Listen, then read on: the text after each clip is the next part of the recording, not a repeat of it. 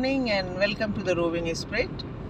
और आइए चलिए आप हमारे साथ गंगा सागर की सैर करने। अभी सवेरे थोड़ा थोड़ा कोहरा दिख रहा है यहाँ पे और हल्की सी ठंड है। अभी बज रहे हैं सवेरे के 6 और हम होटल से निकल चुके हैं गंगा सागर के लिए।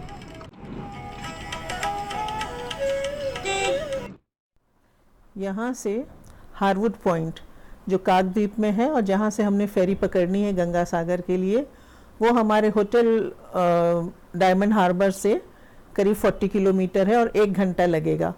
तो इनफैक्ट ये इतना कंफ्यूजिंग था, मैंने इसके बारे में बहुत पढ़ा। कोई कह रहा था कलकत्ता में रुको, कोई कह रहा था हल्दिया में रुको, बिल्कुल समझ में नहीं आ रहा था। और हमारा भी यही प्लान था कि हम कलकत्ता में रुक करके वहाँ से बाय रोड आ जाएंगे फेरी पॉइंट तक, लेकिन उसमें लगते हैं 3 घंटे। है तो 100 किलोमीटर ही, लेकिन रोड्स बहुत ही पतली हैं। तो हम जब नालंदा में घूम रहे थे, वहाँ पर हमें एक वेस्ट बंगाल के पुलिस ऑफिसर मिले घूमते हुए और उनसे बात करने लगे। तो उन्होंने सजेस्ट किया कि आप डायमंड हार्बर में रुकिए और वहाँ होटल हर तरह के मिल जाएंगे। तो ये आइडिया हमें पसंद आया, इसलिए हम कलकत्ता की जगह डायमंड हार्बर में रुके हैं। 7:15 बज रहे हैं और हम पहुँच गए हैं जहाँ से हमें फेरी लेनी है। पार्किंग की जगह हमें मिल गई है, सड़क के पास हमने कार पार्क कर दी है और अब हम पैदल जा रहे हैं जेट्टी पे जहाँ से हमें मिलेगी फेरी। और बहुत खुश भी हो रहे हैं कि हम बड़े टाइम से आ गए हैं, अभी ज़्यादा भीड़ यहाँ दिख नहीं रही है। Morning and welcome to the Roving Spirit. हम आए हैं गंगा सागर देखने और हम सवेरे 6 बजे होटल से चल दिए थे अपने। हम डायमंड हार्बर में रुके हैं और 7 बजे हम यहाँ पहुँच गए, क्योंकि सब लोग ये कह रहे थे कि जितना जल्दी आप पहुँचेंगे उतना ठीक है, जल्दी वापस आ जाएंगे। लेकिन यहाँ से फेरी लेनी होती है गंगा सागर के लिए और वो टाइड पे डिपेंड करती है, हाई टाइड और लो टाइड। तो अगर लो टाइड है तो फेरी नहीं जा सकती है। तो यहाँ अभी हम पहुँचे तो पता चला अभी लो टाइड है। 7:30 पे हम यहाँ पहुँच गए थे और आई थिंक द फर्स्ट फेरी अब है 12:30 बजे। तो अभी 4-5 घंटे की वेट है हमें यहाँ पे। और आज ही हम वहाँ पे देख कर के वापस भी आना चाहते हैं, तो वापसी में भी डिपेंड करता है कि टाइड क्या है। ये फेरी जहाँ से जाती है, यहाँ पर देखिए छोटी छोटी काफ़ी दुकानें हैं, लेकिन अभी तो I think it's too early for them to start, क्योंकि most of the shops are closed. चाय भी नहीं मिल रही है अभी यहाँ, और हम इतनी जल्दी होटल से चले 6 बजे बिना चाय पिए यहाँ आ गए कि हमें फर्स्ट फेरी मिल जाएगी 7:30 बजे तक, क्योंकि हमें कहीं से भी इंफॉर्मेशन नहीं मिल पा रही थी कि कितने बजे फर्स्ट फेरी जाएगी। कल की हमने चेक की थी, पहले दिन की, आई मीन यस्टरडे। तो कल पहली फेरी गई थी 12:30 बजे, लेकिन आज का कहीं नहीं लिखा था। सब जगह बस यही बता रहे थे कि जल्दी से जल्दी पहुंच के 7:30 बजे निकल जाइए। होटल से भी चेक किया, वो भी नहीं बता पाए। उन्होंने भी कहा कि हाँ 7:30-8 बजे आपको मिल जाएगी। तो हम पहुंच गए और यहाँ आके पता चला कि अभी 12:30 तक की वेट है। चलो, एक ऐप भी है वेस्ट बंगाल गवर्नमेंट का about ferry timing, but it was not working. तो ये 8 बजे हम लग गए हैं लाइन में और टिकट शायद मिलेगा 11-11:30 बजे, या पता नहीं कब बोट तो जाएगी 12:30 बजे। तो सही में बहुत पेशेंस चाहिए। गंगा सागर आप आए हैं तो इसीलिए कहा जाता है सारे तीर्थ बार बार, गंगा सागर एक बार, क्योंकि इतना मुश्किल है। तो अब 8 बजे से मैं खड़ी हूँ यहाँ पे और देखिए कब नंबर आता है टिकट का। देखिए अभी बज रहे हैं सवेरे के 9 और ये मेरे पीछे आप इतने लोगों को जो बैठे देख रहे हैं। So we are all waiting for the ferry which is at 12:30। 9:30 बजते बजते यहाँ की ये सब खाने पीने की दुकानें खुलने लगी हैं और काफ़ी लोग बैठ के यहाँ पे चाय नाश्ता वगैरह कर रहे हैं। वही नहीं, इतने सवेरे so early in the morning मैंने लोगों को यहाँ दाल चावल खाते भी देखा है। और धीरे धीरे भीड़ बढ़ती जा रही है। उधर शुगर केन जूस, नारियल पानी वाला सभी लोग आते जा रहे हैं। इन लोगों को शायद पता है कि फेरी बाद में जाती है, ये अपने सही टाइम से आते हैं।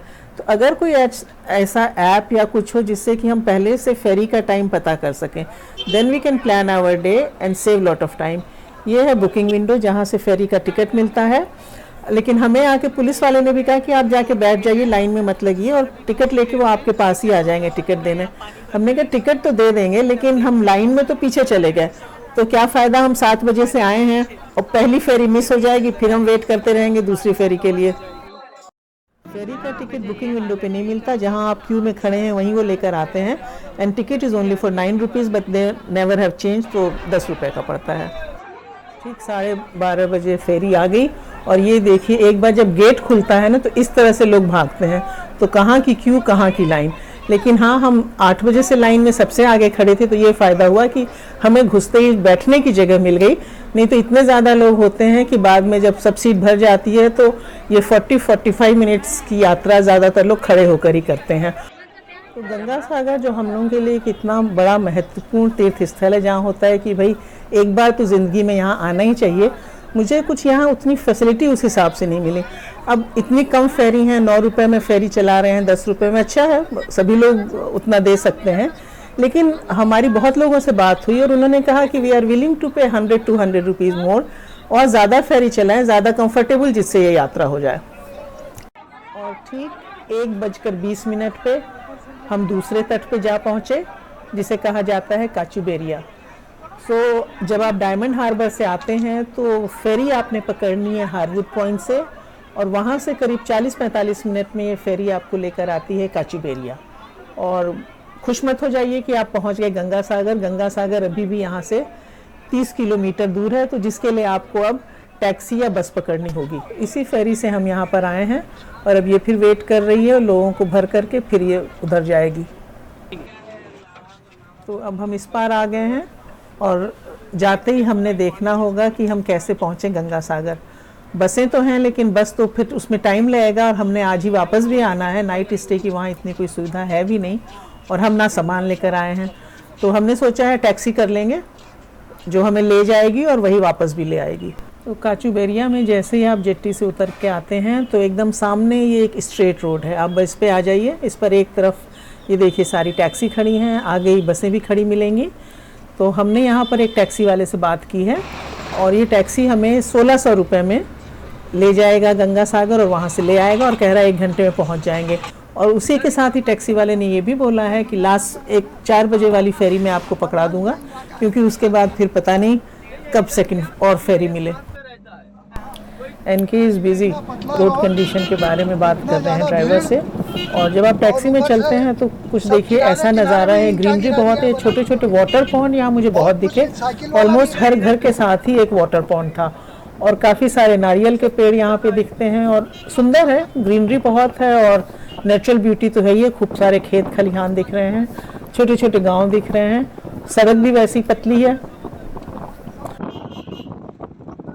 Actually Ganga Sagar is an island, तो आप सोचते हैं कि कार ड्राइव करके यहाँ आ सकते हैं, वो तो आप कर नहीं सकते हैं, आना तो पड़ेगा आपको फेरी से ही।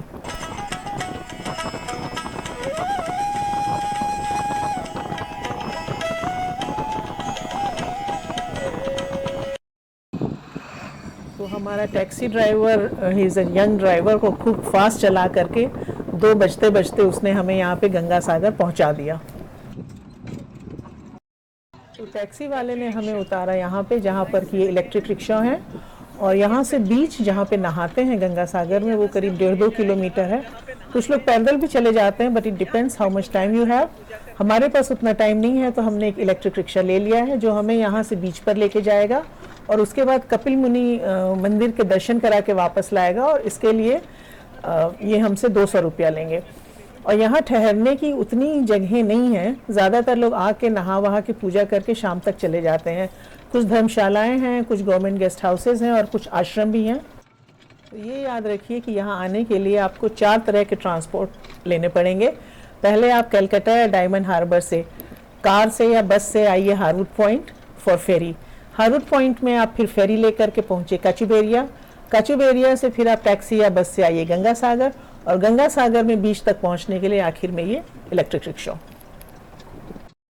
हाँ, और 5वां वाहन भी है आपके 2 पाँव। आप जब इलेक्ट्रिक रिक्शा से उतरेंगे तो फिर यहाँ तक आने के लिए आपको पैदल चलना पड़ेगा, और at last this is Ganga Sagar. Ganga Sagar, और यहीं पे लोग नहाते हैं। एट लास्ट हम गंगा सागर पहुँच गए। हम फेरी से उतर के हमने एक टैक्सी ली जो करीब 1 घंटे में हमें यहाँ लाई। 32 किलोमीटर आना पड़ता है और टैक्सी वेट करेगी, फिर वापस हमें 32 किलोमीटर लेके जाएगी। फिर वहाँ से हमने ऑटो रिक्शा लिया ऑटो रिक्शा 200 रुपये चार्ज करता है, यहाँ पे लाएगा और वापस ले जाएगा। और उसके बाद फिर ये मेरे पीछे आप देख सकते हैं गंगा सागर, जहाँ जा रहे हैं लोग नहाने। तो यही वो जगह है जहाँ गंगा जी आके सागर से मिलती हैं और इसीलिए इसको गंगा सागर कहा जाता है। यहाँ नहाने का बहुत ही महत्व है, स्पेशली मकर संक्रांति के दिन। लेकिन तब तो इतनी भीड़ होती है कि उस समय आने का तो हम सोच भी नहीं सकते हैं। अभी देखिए कम लोग हैं, मौसम भी अभी अच्छा है। कहा जाता है कि यहाँ पानी में एक डुबकी मारने से या स्नान करने भर से आपके सारे पाप धुल जाते हैं।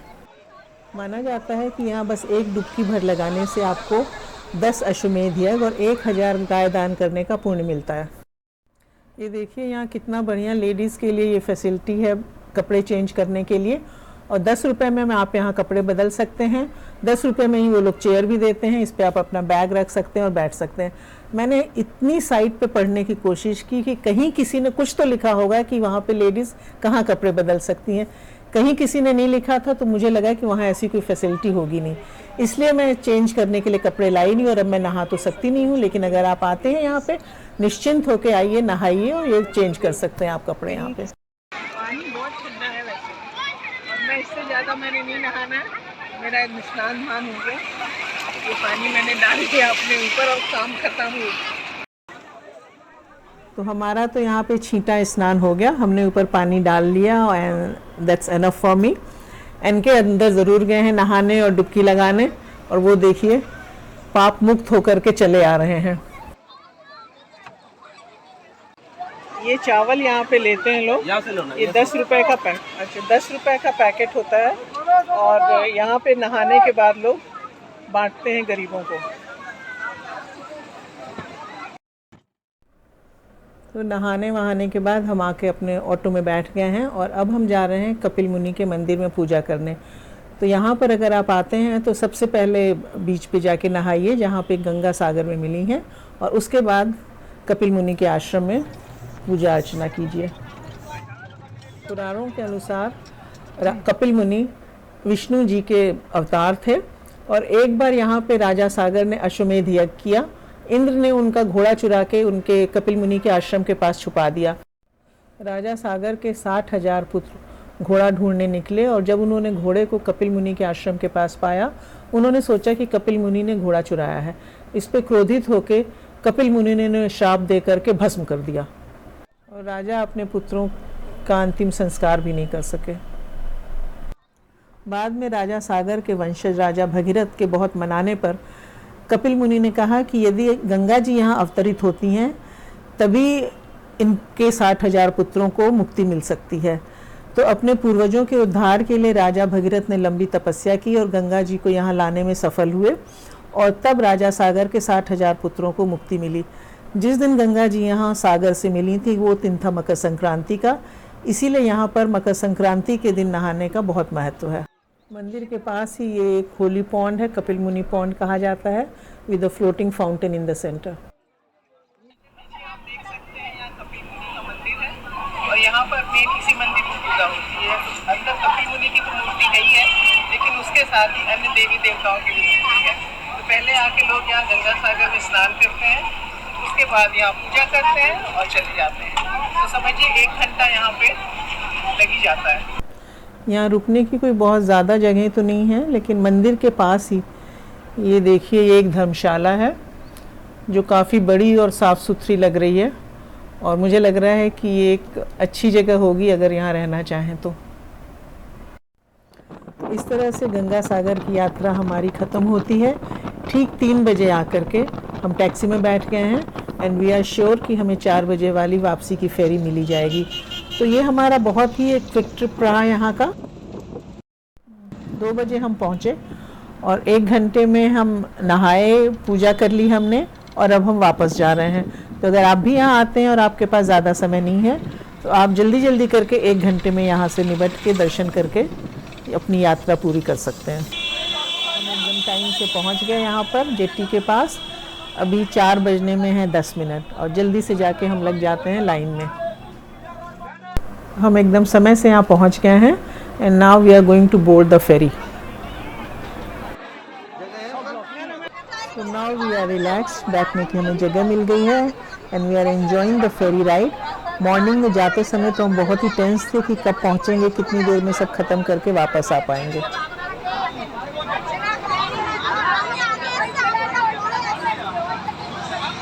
Wow, so beautiful sunset from the ferry. आज सवेरे हमने सनराइज़ भी देखा जो बहुत ही सुंदर था. यूजुअली तो हम सनसेट ही देख पाते हैं, सनराइज़ के समय तो सोते ही रहते हैं. सो आज का दिन तो बहुत ही सुंदर था.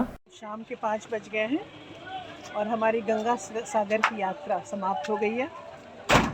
सवेरे हम 6 बजे होटल से निकले थे और 5 बज गए. So it was a long day. पूरे 11 घंटे, कल भी हमने 11 घंटे बिताए थे यहाँ ड्राइव करके आने में.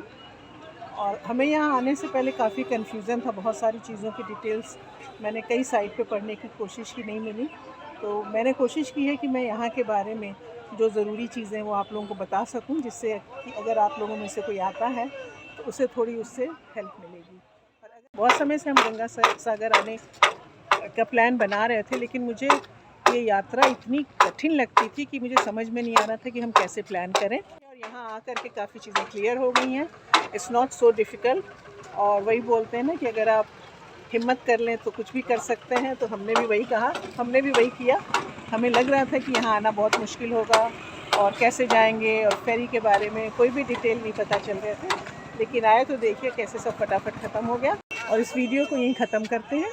अगर आपको ये वीडियो पसंद आया हो तो please do like, share and comment. और जिन्होंने सब्सक्राइब नहीं किया है वो सब्सक्राइब कर दीजिए. जल्दी मिलते हैं नेक्स्ट वीडियो में.